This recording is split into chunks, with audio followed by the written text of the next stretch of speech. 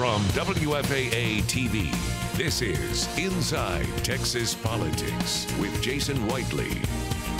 Good morning. We begin on a topic that has a lot of attention focused on Dallas this weekend. The NRA convention underway downtown. 80,000 people or so attending, hundreds more here protesting. It is where we'll begin our questioning this morning. In studio, Dallas Mayor Mike Rawlings, and joining the questioning as always is Bud Kennedy of the Star-Telegram.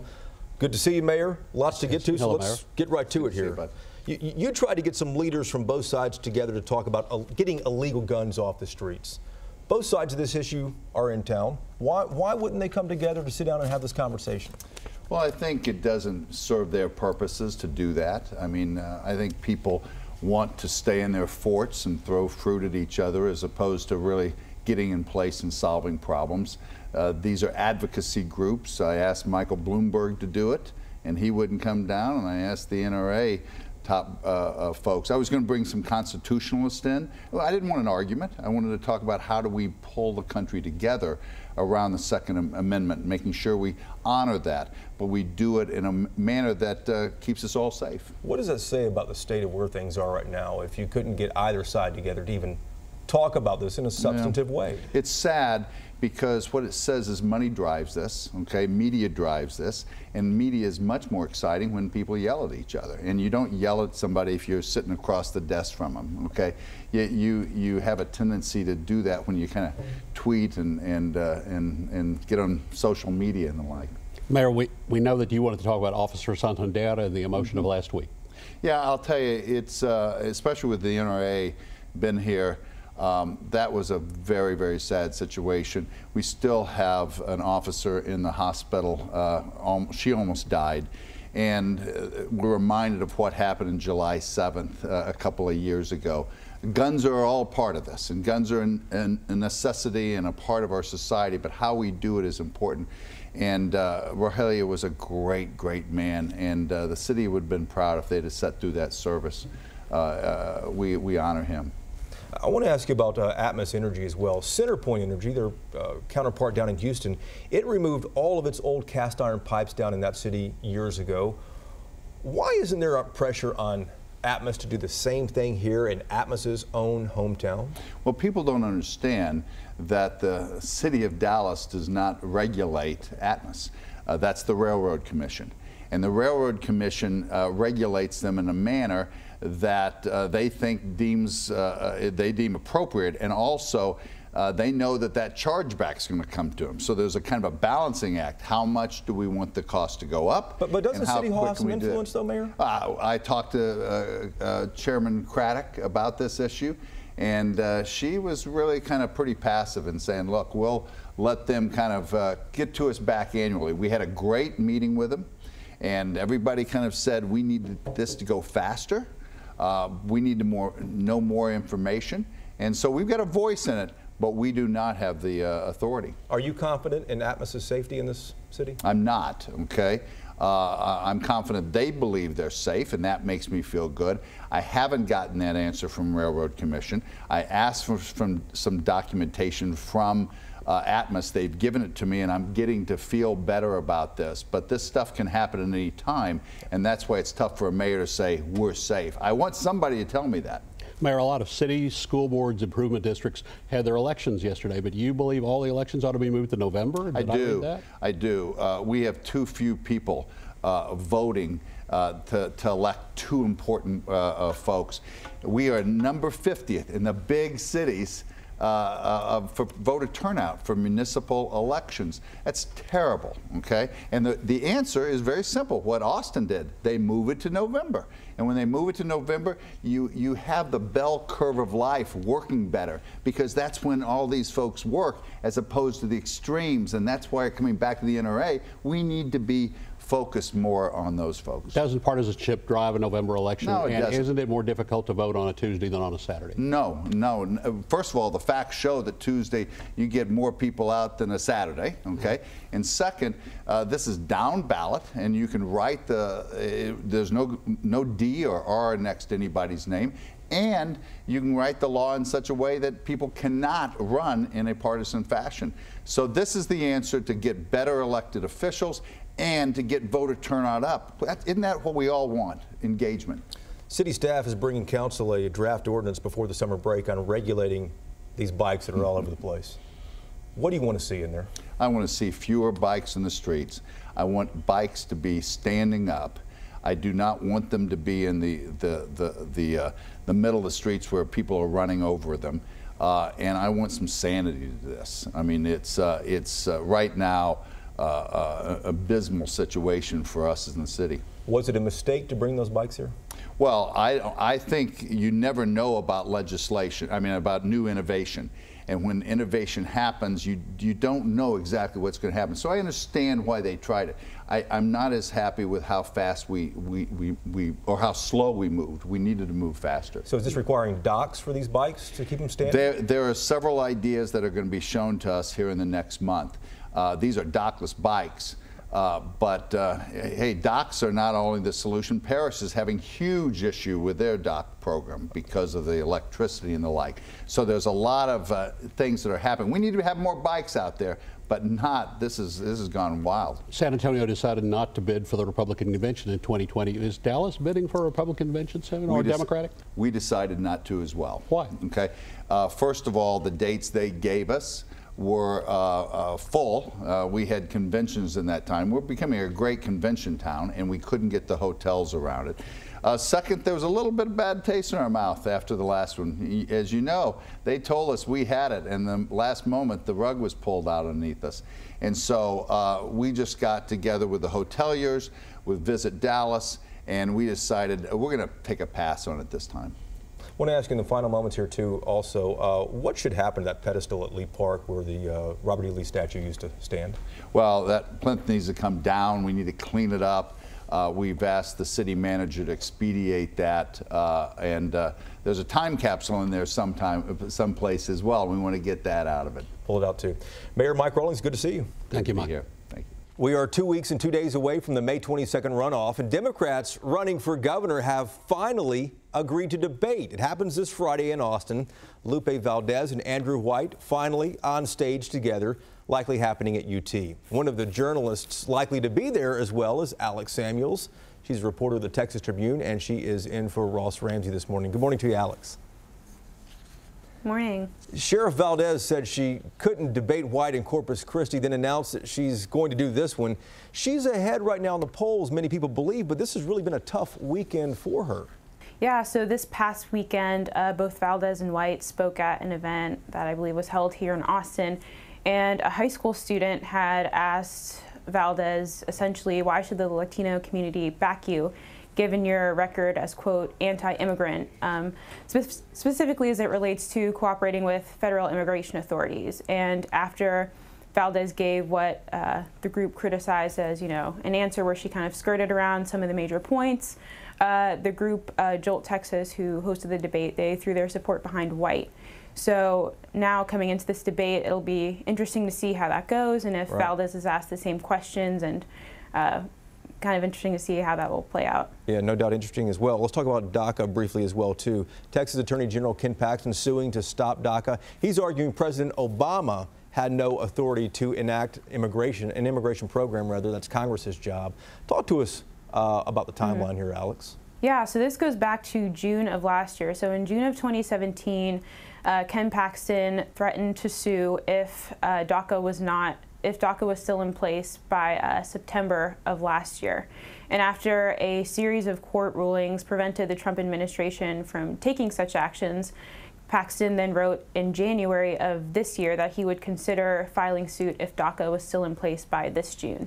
And I think what's interesting is that a series of court rulings are coming down more so in favor of DACA than against it. Just last week, a federal judge or a federal court up in Washington, D.C. said that the Trump administration had to continue DACA and reopen take new applicants. Gotcha. We will get back to you in just a minute, Alex. Thank you. Much has been made about Dallas removing the Robert E. Lee statue last fall, but a monument to the Confederacy still stands downtown by the Convention Center. The momentum to remove it appears to have passed, but is the moment over as well? Here's Ed Gray from the Commish Radio Show with My Voice, My Opinion. The South shall rise again. Once more, the Dallas City Council has voted to postpone action on Confederate statues. Last year, city leaders stood tall as monuments to the Confederacy failed. Confederate statues were being dismantled all across the South in rapid succession. General Lee and his Confederates fell in Charlottesville, Baltimore, and Memphis. Character is what we do when nobody's looking. Now that the attention of the country is elsewhere, we find that the statues are going nowhere. 500,000 Dallas tax dollars and one life spent to put a statue in a closet? The sad reality is that Dallas had no intention on removing them anyway, only in hiding its bigotry. And I'm not whistling Dixie.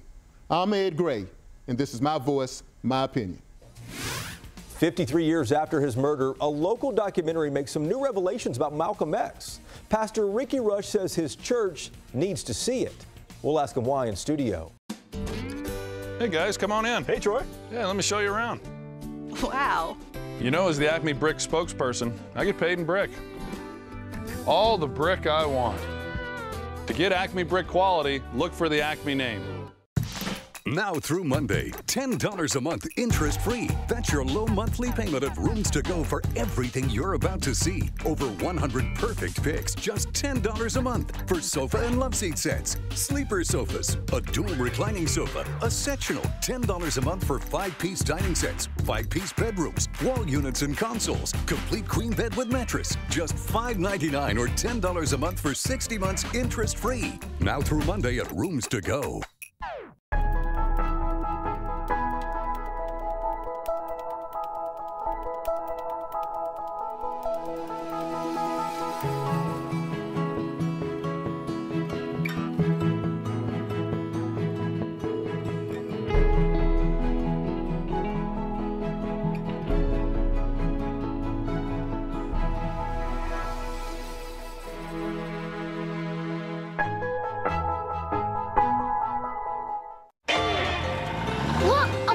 Truck! Mom, follow him! Hang on, kids.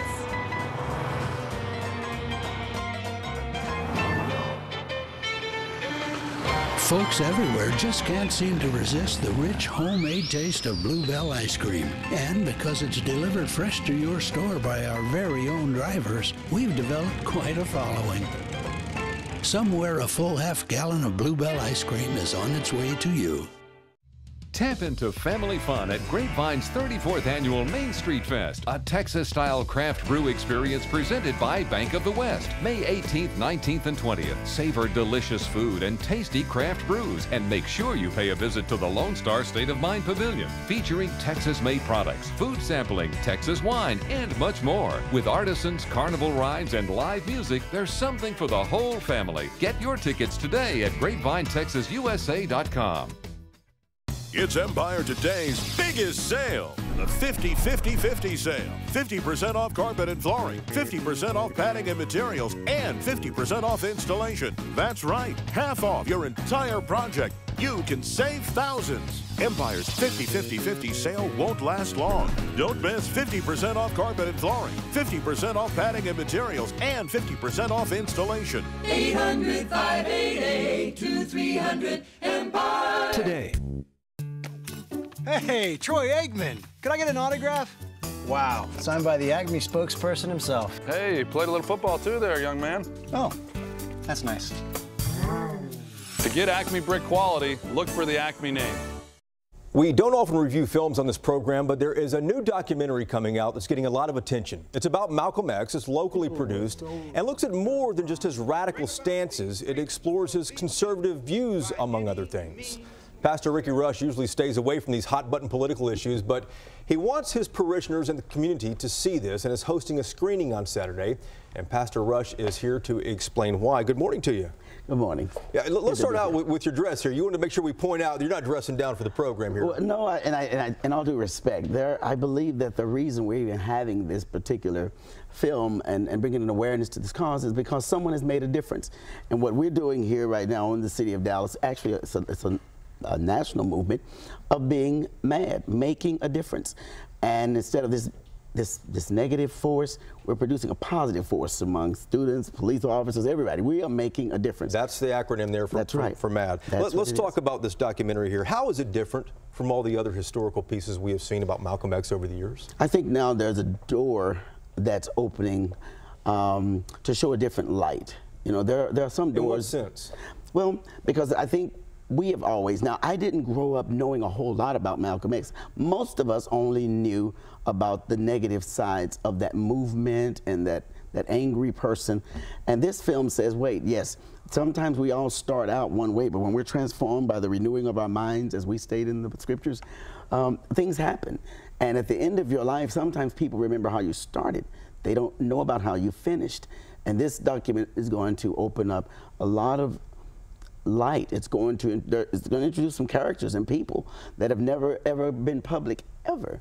And while getting ready for this interview, Pastor Rush, I was interested to see that at the end of life, or near the end of his life, when he was killed at 39, he had some conservative views about things. He had a different change of heart about how people do change. And sometimes we're given information, and when we see the document, you'll see and notice that there were people that he was probably striving and fighting for, who almost in some kind of way kind of added to his demise. And so yeah, he had a different change. I think the film will bring up a lot of different things that we need to just understand about humanity and the whole liberation that he stood for. We're all thinking about that liberation. What happens when we're free, and who stands for that? And his early years obviously defined by his black nationalism views. He was also well known for his role in voting rights. Exactly. What's his political legacy when it comes to that issue? I believe now that we see where we are with voting rights, someone has to stand up. Even if you have to stand alone, someone has to get mad enough to be mad, to make a difference. We can complain about all these things, we can talk about them, but he was able to stand, and as of now, see, it's changing. We are able to vote. Some of us don't go out and vote, but some people had to take a stand and be able to do that and make a difference in where we are right now. Now, the cool part about being a leader is that you have the right to lead people, and I don't think you can say you're a leader until you understand that there are people who are following you who have the freedom not to. And this program is called, the documentary rather, called Malcolm X, An Overwhelming Influence on the Black Power Movement. Right. It premieres Saturday at noon, Inspiring Body of Christ Church down near Redbird Mall on the south side of Dallas. Yeah, we are very honored to be able to just bring an awareness to this community. Pastor Ricky Rush, good to see you as always. Thank you. Each week, Flashpoint is usually pretty divided on the issues, but this week, Katie Sherrod said something that really caught our attention, and Mark Davis's too. That Dallas is safer with the NRA in town. Here's their conversation on the controversial convention.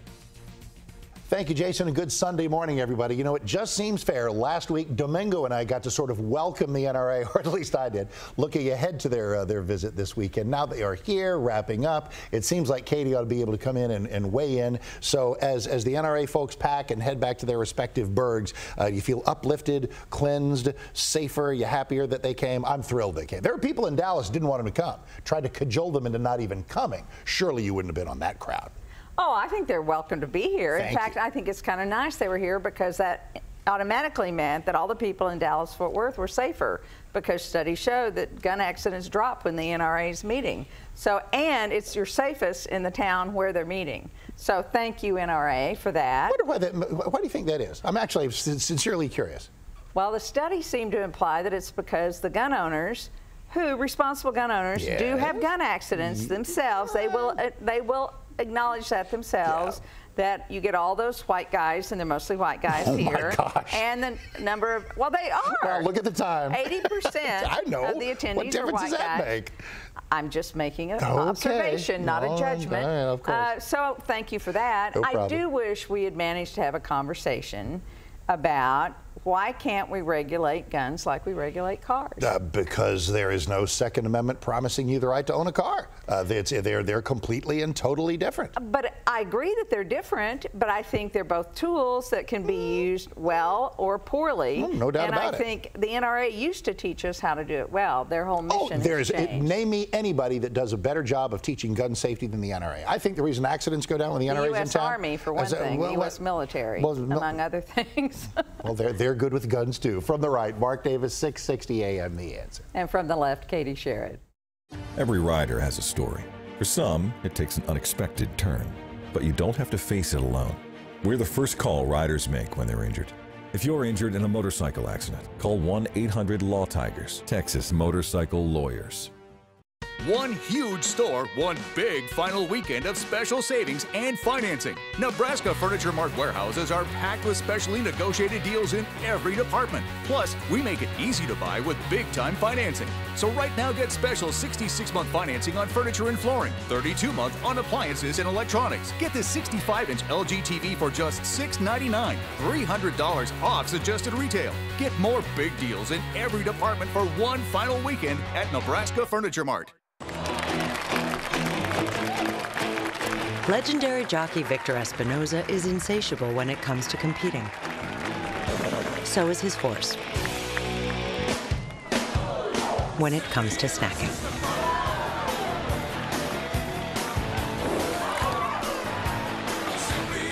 That's why he uses the Chase mobile app to pay practically anyone at any bank. Life lived Victor's way. Chase, make more of what's yours. It's time to upgrade. And now, it's even easier at Nissan's Tech for All sales event. Get 0% financing on every model, including Rogue with Pro Pilot Assist. Experience Nissan's newest lane centering technology. Get here today for 0% financing for 60 months on every model, or get a low $199 per month lease on Rogue. But hurry, this event ends soon. Guys, it's time to make your country bad boy country. Bad Boy Mowers leads the zero-turn mower world with professional-grade power and performance, cut-quality perfection, and easy-ride innovations that can deliver a smooth ride all day, every day. In Bad Boy Country, we build them better in America to last a lifetime. 747 cc's, 60-inch cut, $49.99. All American value, made American strong. Mow with an attitude. Life is good, and at Robeson Ranch, a Robeson Resort community for active adults, it just keeps getting better. Come explore our exceptional resort lifestyle at Robeson Ranch. Tour stunning model homes featuring visionary designs. Then enjoy great food and discover for yourself our world-class resort lifestyle.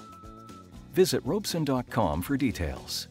Robeson Ranch, a life as big as Texas. Hi, I'm the only bed that actually senses your movements and automatically adjusts to keep you both effortlessly comfortable. Does your bed do that? I'm the new Sleep Number 360 smart bed. Let's meet at a Sleep Number store. Time now for Reporters Roundtable to put the headlines in perspective. Bud and Alex Samuels are still with us. She's from the Texas Tribune, and joining us as always is Bernadine Steptoe, the political producer here at Channel 8. Guys, let's start with the big talk about the RNC 2020. No one seems to want Republicans in 2020. We heard what Mayor Rawlings had to say. What's going on? Well, and San Antonio was talking about they were trying to get San Antonio to get back into it. And, you know, one of the council members in San Antonio just said that having the Republican convention would be a danger to the safety of the people of San Antonio. Charlotte wants it. Vegas looks like they're going to get it, and we don't know who else. What do you think about this, Bernadine? Dallas really went for it 3 years ago, but got snubbed at the last minute.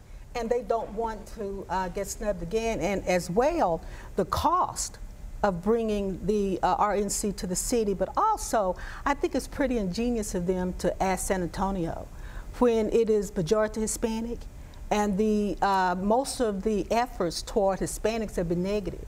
So why would you bring the RNC into that city? And Jason, the other candidate to watch, Arlington, has talked about doing something at AT&T Stadium and using Arlington and Fort Worth hotels. They didn't bid either. No. Alex, is this a slight to Republicans, do you think? I don't think so. I think the main argument that San Antonio had for rejecting it was what Bernadine mentioned, the cost aspect, because you have to put a certain number of dollars up front, and they said that the cost wasn't worth the potential economic benefits. So I don't think it's necessarily a slight to Republicans. Let's dig into some of the runoffs. Let's hit on two of them. We're 2 weeks and 2 days away, I think, technically right now. Lillian Salerno, she tangled with Colin Allred last week at a Dallas forum on April 30th. Both of them want to replace Pete Sessions. Is she now gaining ground on Colin, who performed pretty well in the primary? I don't think she's necessarily gaining ground. I think that it's going to depend a lot on voter turnout. And one thing that Colin has going for him that I don't see is diminishing is the fact that he's grassroots. And that's still the effort, but it's going to be dependent upon who gets their voters to the poll. Salerno has stepped up her passion and her message quite a bit. You know, her voters will come back out. You know, the question is, how small will the turnout be? I think it'll be closer, but I think Allred still has a decisive lead. Yeah, and Colin's people are coming back. And Alex, let me ask you about this as well too. A congressional seat possibly in play is what Democrats think. Are statewide Republicans concerned that Pete Sessions might be vulnerable? I think so, and something else that I found interesting, we actually did an explainer piece on this not too long ago, where we looked at who typically wins a runoff, the person who got the most votes in their primary or the person who came in second. And so in the race with Allred and Salerno, what we found is the person who wins more than 40% of their votes, if they beat the second place person by more than 10 percentage points, as Allred did, I think they have a more than 80% chance of winning their runoff. So there's definitely a steep hill for Salerno to climb, but nothing's impossible. Wow. They've done the math. Nothing's impossible, but. Yeah, the math is interesting there too. Let's hit real quickly in the last 45 seconds about Jeb Hensarling's old seat, the Republicans running. Lance Gooden, Bunny Pounds. How's this going to shake out as we approach the runoff? Well, it's a Chamber of Commerce Republicans for Lance Gooden, and also East Texas rural Republicans against kind of the Dallas County and the Club for Growth urban Republicans. It's an interesting division. They were neck and neck in the first go-round. Final word, Bernadine. It will come down to voter turnout, as usual. And Bonnie Pence has endorsed her, Vice President Pence. So if you're looking at endorsements, she's way ahead. that was a pretty big endorsement right there. Yes. All the Club for Growth crowd and the arch conservatives are for Bunny. Gotcha. Thank you guys very much. Alex, thank you as well too. And we appreciate you watching as well too. ABC's This Week begins in just a moment. We'll see you again next Sunday. Hope you have a great week.